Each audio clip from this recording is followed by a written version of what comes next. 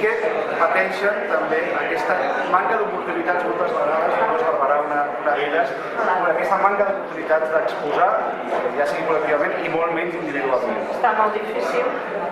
Clar, sempre té més fàcil potser un home que una dona, el mateix que en d'altres sectors, no? Tu deies, tu formes part d'alguna d'aquestes pintores ja professionals que podem veure en aquesta obra, però també donant un cop de mà a les que no ho són. Sí, també sobretot com a professora. Dono classes a la gent gran activa de Tarragona, junt amb d'altres professores, i el Centre Cívic de Sant Salvador.